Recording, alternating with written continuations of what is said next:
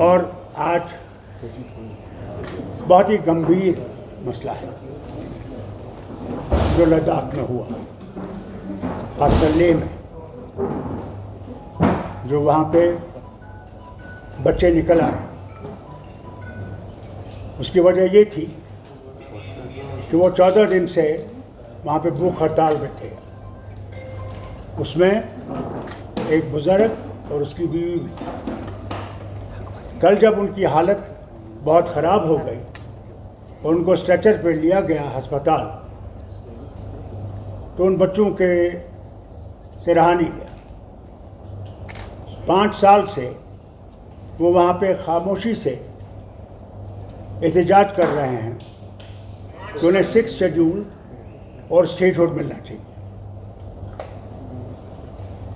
और उन्होंने, पांचों उनके लीडर थे, लेह से वो पैदल चले दिल्ली तक कि उनसे कहें कि इस चीज़ को देखें। उन्हें गांधीयन तरीका इस्तेमाल किया था, कोई आंदोलन नहीं किया था। मगर फिर इन बच्चों को ये लगा कि जो 5 साल इनने हमसे वादे किए थे कि हमें नौकरियां मिलेंगी, हम लोगों को यहाँ पे सुविधा मिलेगी और हम लोग आगे बढ़ सकेंगे, वो वादे सारे खोखले निकले। और उसका नतीजा ये हुआ कि आज उनसे रहा नहीं गया और वो बाहर निकल आए। गांधी का रास्ता छोड़ के आंदोलन का रास्ता लिया, जिसमें कि उन्होंने बहुत सख्त कदम उठाए, जिसमें उन्हें बीजेपी का दफ्तर जला दिया, कई पुलिस की गाड़ियां जला दी, कई और दफ्तरों को उन्हें आग लगाने की कोशिश की और उसमें पुलिस को वहां से गोली चलानी पड़ी। अभी तक तो यह खबर है कि 4 लोग की वो मौत हुई है और कई सीरियस हैं, और कहते हैं करीबन 60 से 80 लोग अस्पताल में हैं, कई उनमें से काफ़ी सीरियस हैं। नतीजा इसलिए है क्योंकि जो वादे किए गए इनसे, हर बार इनसे कहा गया हम कुछ करेंगे, ये करेंगे, वो करेंगे, मगर कुछ नहीं किया। मैं हुकूमत हिंदुस्तान से कहना चाहता हूँ, ये बॉर्डर स्टेट है, चीन हमारे ऊपर बैठा हुआ है, वहाँ पे काफ़ी वहाँ की ज़मीन उनके कब्ज़े में है। वहाँ पे ऐसी चीज़ होना हमारे वतन के लिए ख़तरनाक है। मेहरबानी करके इसको सुलझाने की कोशिश कीजिए और बातचीत का रास्ता जल्दी से इख्तियार कीजिए। इंतज़ार न कीजिए कि फिर से इसमें चिंगारी लग जाए। मैं नहीं समझता हूँ इसमें कोई जमात है जो इसके पीछे है, क्योंकि आप ये कहेंगे कि ये बाहर से आ रहे हैं। मैंने पहले भी ये देखा है, जब भी यहाँ कुछ होता था कहते ये बाहर से आ रहा है। बाहर से नहीं है, ये वहाँ के लोगों की आवाज़ है, दिलों की आवाज़ है। वो अब ज़्यादा इंतज़ार नहीं करेंगे, उन्हें इससे सबक सीखना चाहिए। उन्हें ये भी याद रखना चाहिए, उन्हें कश्मीर से ये वादा किया था, जम्मू कश्मीर से, इलेक्शन हो जाएंगे, आपके डिलिमिटेशन हो जाएगा, उसके बाद आपको स्टेटहुड दिया जाएगा। आज 11 महीने हो गए, स्टेटहुड का कोई भी हमें सामने नहीं दिख रहा है, कोई मूवमेंट उसके पास नहीं है। उन्हें लद्दाख से सबक सीखना चाहिए। और मैं और मेरी जमात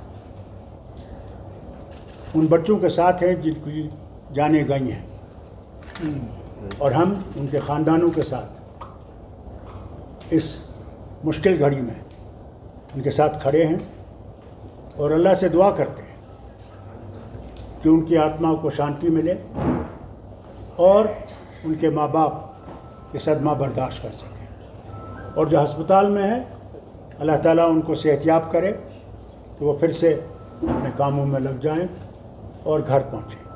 सुकून की मांग की जा रही है, क्या आपको लगता है कि वो अपने आप को इनसिक्योर फील कर रहे हैं? ये तो आपने खुद देख लिया, वो तो खुद कह रहे हैं तो जो आपने हमसे वादे किए थे वो कहाँ हैं? वो कहते हैं आपसे 50,000 की नौकरियों की बात की थी, कोई नौकरी नहीं है। हायर लेवल पे तो कहीं भी कोई नहीं है, सब बाहर से ठोसे गए हैं। वो समझते हैं कि हमें एक कॉलोनी जैसी बना रखी है। इसी की वजह है कि वहाँ के लोगों में, अब खासकर जवानों में हिम्मत आ गई है कि जान जाए मगर हमने अपना हक हासिल करना है। और साहब अगर आप देखिए, अभी पहले जो पीसफुल प्रोटेस्ट हुआ करते थे वायलेंट हो गए हैं, तो क्या राजनीतिक दल विशेषकर नेशनल कॉन्फ्रेंस सपोर्ट करता है जो उन युवाओं ने वहां पे किया? देखिए, नेशनल कॉन्फ्रेंस ने कभी भी गांधी का रास्ता नहीं छोड़ा है। हमने न कभी पत्थर उठाए, न बम चलाए, बल्कि कुर्बानियाँ दी, मगर वैसा रास्ता इस्तेमाल नहीं किया। मगर कल क्या होगा, हमारे बच्चे क्या करेंगे, उसका मैं कुछ नहीं कह सकता। बीजेपी इल्जाम लगा रही है कि सब किया कराया कांग्रेस का है। वो तो जनाब हर वक्त कहीं ना कहीं देखना चाहते हैं, अपना कसूर नहीं देखेंगे, वो दूसरे पे उंगलियां उठाने की कोशिश करेंगे। जिम्मेदार तो वो है, हुकूमत तो वो चला रहे हैं वहाँ 2019 से। तो कांग्रेस कहाँ से आई? कांग्रेस तो वहाँ 5,000 क्या 10 आदमियों को जमा नहीं कर सकते। ये कांग्रेस का नहीं है, वहाँ लोगों के खूब के दिलों की आवाज़ है। किसी के ऊपर उंगली मत उठाइए, बल्कि सुलझाने की बात कीजिए, उलझाने की बात मत कीजिए। सर, एमएजी का कहना है कि जो सोनम वांगचुक है, उनकी स्पीचेस जो थे वो प्रोवोकेटिव थे, उनकी वजह से जो वहाँ के यूथ है वो उस वजह से मैं आपको ये बताऊं, ये सब गलत बयानी है इनकी। मुल्क के लोगों को वो सच्चाई से दूर रखने की। वांगचुक ने कभी भी गांधी के रास्ते को नहीं छोड़ा, मगर आज हमारे बच्चों ने वहाँ पे वांगचुक को साइड पर रख दिया और कहा ये रास्ता नहीं चलेगा, अब रास्ता चलेगा तो जो उनने रास्ता इख्तियार किया उसमें वांगचुक की जिम्मेदारी नहीं है, वो उसमें मुलव्वस नहीं है। Sir, CBI has initiated an inquiry into Sonam Wangchuk. Let me tell you, उन्होंने जब इलेक्शन हार गए वहाँ पे, उनने उन लोगों पे, कई लोगों पे वो ड्रैकोनियन लॉ लगाया, सेफ्टी लॉ, जेलों में रखा उनको, क्या क्या घरों में गए तकलीफें देने के लिए, क्योंकि इनका बीजेपी का आदमी जीता नहीं था। अब सीबीआई की इंक्वायरी लगा रहे हैं। जितना ये दबाने की कोशिश करेंगे और जोर और फोर्स को इस्तेमाल करेंगे, इन एजेंसीज को इस्तेमाल करेंगे, मैं माफ़ी कहता हूँ इनसे, बयान कहता हूँ उनको, इस हुकूमती हिंदुस्तान से कहना चाहता हूँ, वो गड़ा फट रहा है, फट गया है। अब आप ताकत को इस्तेमाल मत कीजिए, बहुत हो गया ताकत।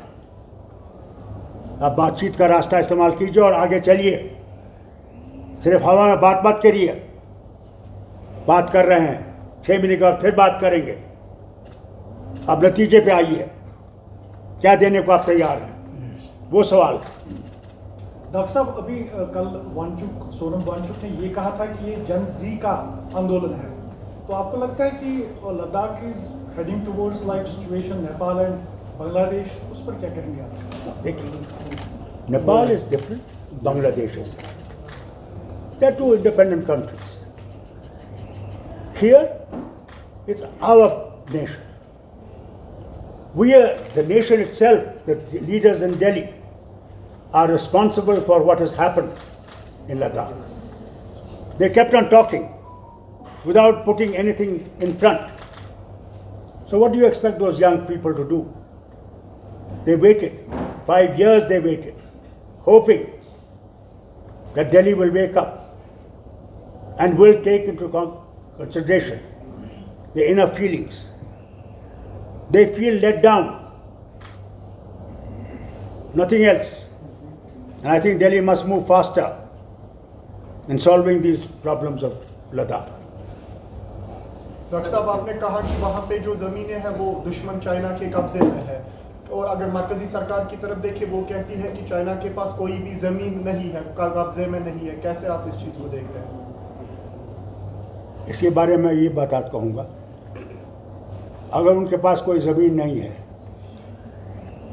फिर वो क्यों कहते हैं कि ये जो हिस्सा हमारा है? सारी दुनिया जानती है कितनी ज़मीन उनके पास है। हम लोग पेट्रोलिंग नहीं कर सकते थे अपने इलाके में। कब तक हम झूठ का सहारा लेंगे? वक्त आ गया कि सच्चाई चलिए, सच्चाई पर चलें तो हो सकता है हम अपने वतन को मजबूत करेंगे। झूठ कब तक चलेगा? एक दिन तो झूठ टूट ही जाता है। और डॉक्टर साहब आपने कहा कि शुक्रिया। बॉर्डर स्टेट है, सलाम। सर आपने कहा कि बॉर्डर स्टेट है और अगर सेंटर जो है प्रॉपरली इस चीज को, इस प्रोटेस्ट को रिस्पॉन्ड नहीं करता, आपको नहीं लगता कि चाइना के लिए एक और मौका मिल जाएगा हमारी इन स्पेस में आने का? भैया, somebody will fill the gap and it's a very sensitive area, जबरदस्त सेंसिटिव एरिया है। लद्दाख जो है वो क्लेम करते हैं, वो मैकमोहन लाइन को नहीं मानते हैं जवाहरलाल नेहरू के वक्त से। वो कहते हैं मैकमोहन लाइन हमें मंजूर नहीं है। अभी प्रधानमंत्री गए थे चाइना, क्यों गए थे? कि इससे ज़रा रिश्ता बेहतर बने, इस मुसीबत से हम निकलें। एक तरफ से अमेरिका हमारे पीछे पड़ा हुआ है, फिर रूसी तेल जो है हम खरीद रहे हैं। ट्रंप तो कह रहा था यूनाइटेड नेशन में कल कि it is India and China जो यूक्रेन वॉर को सपोर्ट कर रहे हैं, जबकि हिंदुस्तान ने यूक्रेन वॉर को कोई सपोर्ट नहीं किया है। डॉक्टर साहब, एक आखिरी सवाल है। जिस तरह से प्रॉमिसेस बिट्रियल हो रही है 2019 के बाद, यहाँ पर प्रॉमिसेस किए गए थे कि स्टेटहुड मिल जाएगी आफ्टर डिलिमिटेशन इलेक्शंस, तो आपको लगता है कि 3 खित्तों में जो है हालात किसी तरह की अब बनने जा रही है, क्योंकि इस तरह के खदशात जो है वो जाहिर हो रहे हैं अब लद्दाख से? और आपको क्या लगता है कि अगर यहाँ पर स्टेटहुड नहीं मिलती है तो उसके बाद आप, क्योंकि सीनियर पॉलिटिशियन है, क्या एक्सपीरियंस के हिसाब से कहेंगे कि कश्मीर का होने जा रहा है? आप तो वो बात कर रहे हैं, उस सीढ़ी पे तो हम पहुँचे ही नहीं।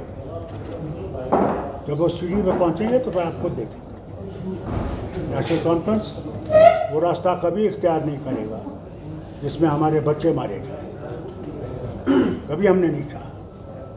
जब मेरी हुकूमत 84 में डिसमिस की गई थी और आपने नेहरू साहब की किताब पढ़ी हुई, जो गवर्नर थे, वो समझते थे कि मैं आग लगा दूंगा कश्मीर को अपनी कुर्सी के लिए। मैंने कुर्सी को लात मारी, मगर अपनी जाने लोगों की, बेगुनाहों की मैंने कुर्बान करने के तैयार नहीं था। और आज भी मैं उसी रास्ते पर हूँ। मैं नहीं चाहूँगा कि जम्मू कश्मीर का कोई भी मारा जाए।